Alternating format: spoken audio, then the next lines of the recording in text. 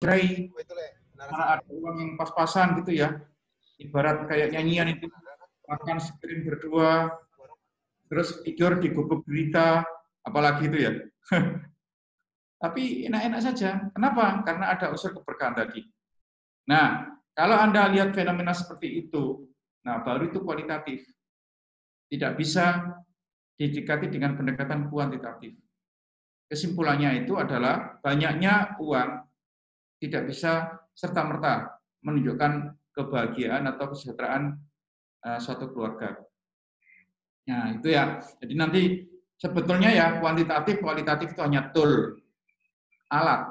Alat apa? Untuk melihat fenomena dan mengungkap fenomena itu. Sehingga kita punya kesimpulan tertentu, dan kesimpulan itulah yang menjadi dasar bagi pengembangan ekonomi yang ada di Indonesia ini. Memang hitung-hitungannya agak beda ya kita itu. Saya pernah diwawancarai itu oleh apa namanya itu bank alien, bukan bank itu ya, apa asuransi ya. Ketepatan dia studi dari Jerman, dia datang ke Indonesia untuk melihat bagaimana perilaku ekonominya orang-orang yang mendapatkan asuransi.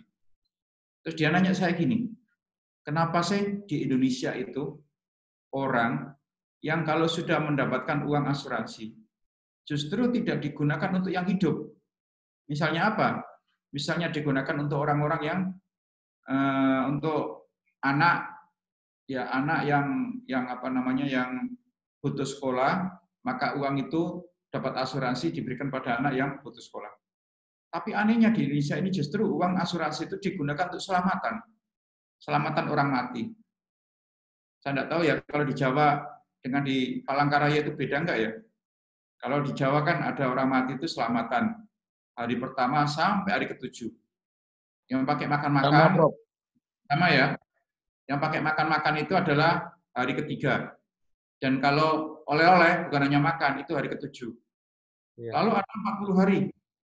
Lalu ada apa namanya itu 100 hari. 100 hari. Lalu ada haul per tahun.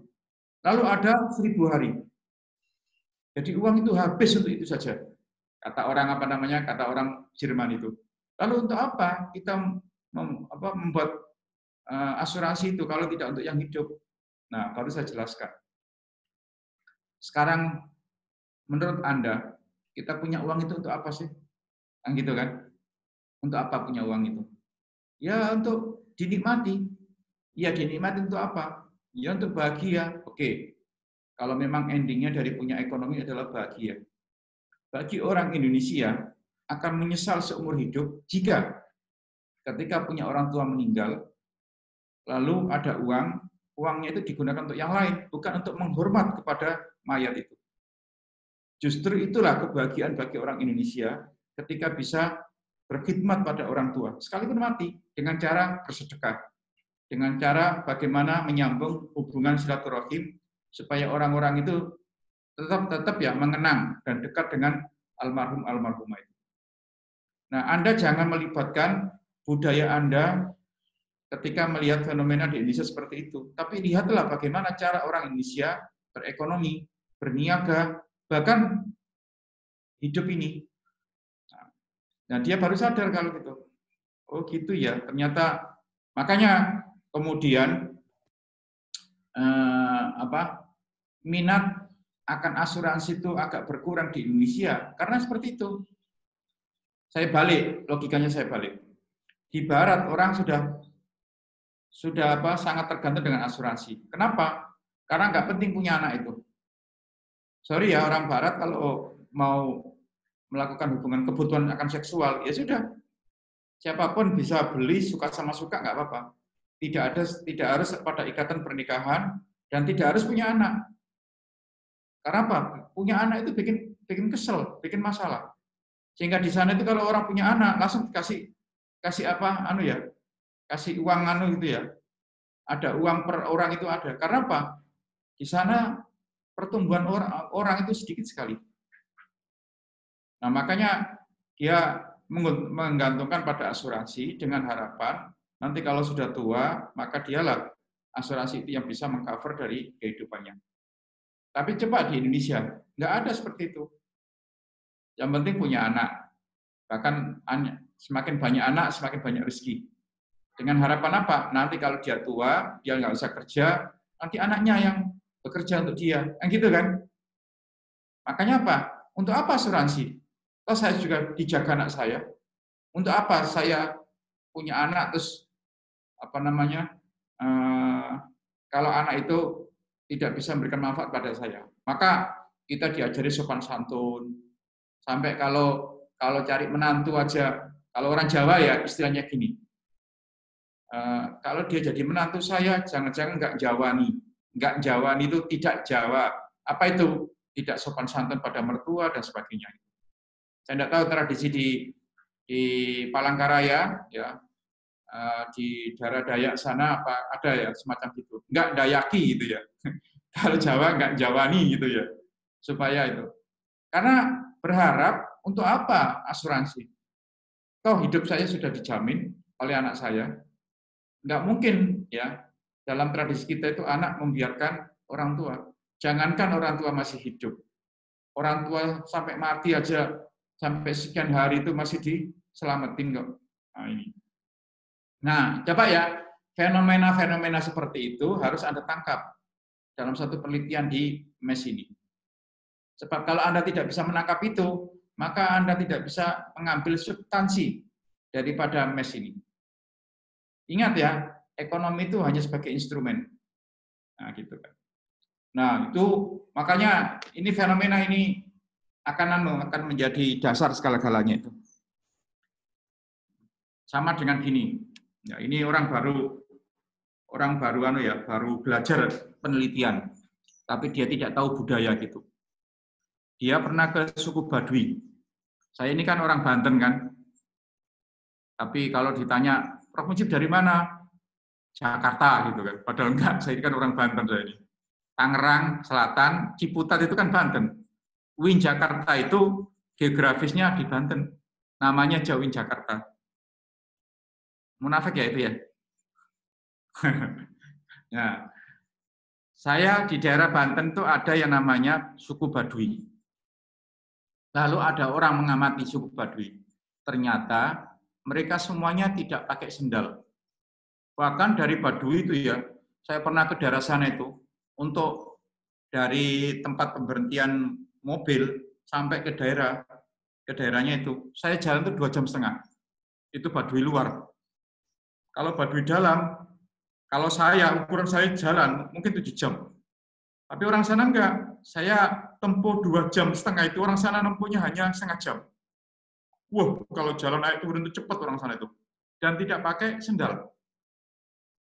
Kalau orang yang baru ya, mau investasi itu, mungkin akan berpikir gini, saya akan bangun pabrik sendal di wilayah dekat Baduy. Pasti laku. Kenapa? Orang semuanya tidak pakai sandal. Dengan harapan nanti kalau pakai pabrik itu, bikin pabrik, sandalnya akan dipakai oleh mereka. Kan gitu kan? Ternyata enggak. Ternyata enggak. Begitu pabriknya sudah berdiri, sandal sudah banyak diproduksi, lalu apa ternyata? Ternyata suku Baduy satu pun tidak ada yang beli sandal itu. Karena apa? Budayanya memang nggak pakai sandal. Percuma saja. Di situ ada sandal. Dikasih sandal pun, gratis pun tetap tidak mau. Karena di sana punya filosofi sendiri. Ya, kenapa kemudian di sana itu nggak ada piring pecah belah, itu nggak ada. Kalau kita minum itu di bambu, pakai bambu. Nggak boleh pakai pecah belah itu. Semuanya alami di sana itu. Semuanya alami. Terutama yang Baduy dalam ya. Bahkan lampu listrik nggak boleh. Ya, lampu pakai aki itu nggak boleh. Tapi kalau Baduy luar sudah mulai ya, sudah mulai punya handphone gitu ya, dan sebagainya. Nah, inilah ya, ternyata fenomena itu adalah juga terkait dengan konteks budaya. Sama dengan ekonomi ini, terkait dengan konteks budaya. Sehingga nanti kalau Anda meneliti tentang ekonomi syariah ini, harus cermat ya, melihat hubungan-hubungan itu. Oke ya, pemilihan kuantitatif dan kualitatif sesungguhnya tergantung pada karakteristik penelitian. bukan semata-mata karena kecenderungan peneliti. Ya, saya kepingin kuantitatif, kepingin kualitatif. Saya nggak bisa statistik kok. Ya udah, saya kualitatif saja. Salah itu ya. Tergantung bagaimana penelitian kita, apa penelitian kita, tujuannya kayak apa yang perlu kita ungkap, itu baru kemudian menentukan metodologinya. Karena metodologi itu hanya sekedar tool, alat ke sana kan. Nah, ironisnya, sebagian peneliti menghindari penelitian kuantitatif karena tidak paham akan statistik. Pada statistik itu gampang ya. Zaman saya dulu diajar statistik itu, di S1 ya, untuk korelasi, satu soal itu harus saya kerjakan 5 jam. Masih ingat saya dulu itu. Sekarang enggak ya, ada program SPSS, program Amos, Lisrel, kemudian M+, macam-macam lah. Di korelasi itu, kalau datanya sudah ada, klik, nggak sampai 1 menit, sekian variabel itu sudah bisa kita selesaikan. Apa susahnya sekarang statistik itu? Nah, statistik itu juga tidak harus paham betul, yang penting kita paham, baca tabel, prosedurnya tahu, terus kalau sudah muncul tabel, kita bisa membacanya. Itu yang penting. Kita ini tidak dididik untuk ahli di bidang statistik, bukan. Ya, kali itu kan dosen. Misalnya kita jadi dosen statistik, ya itu memang harus tahu betul, matematika dasarnya harus kuat. Tapi kalau kita kan enggak. Kita diajari statistik itu hanya sekedar untuk ya mengetahui prosedur dan bagaimana cara baca. Ya, tidak sampai dalam gitu ya. Nah, itu. Jadi jangan khawatir nanti bagi Anda yang belum pernah pengalaman dengan kuantitatif, ya jangan khawatir dengan statistik. Boleh kok statistik itu orang lain yang mengerjakan. Yang penting kita paham dan bisa membacanya. Jangan kemudian semuanya gitu diserahkan pada orang, jangan. Sampai interpretasinya pun diserahkan ya. Ya itu nggak bisa itu. Apalagi bayar gitu kan. Malah kita penelitian ya harus sambil belajar. Sambil belajar. Saya pun kalau lupa gitu ya, statistik itu kan ada prosedur yang saya lupa. Saya tanya. Ya saya tanya siapa? Mahasiswa saya. Mahasiswa yang ahli di gitu ya, saya tanya. Ini gimana ya, saya kok lupa ini? Oh ini Pak, gini-gini. Oh iya, ingat saya. Nah, misalnya gitu. Jangan malu ya kalau misalnya nggak bisa gitu.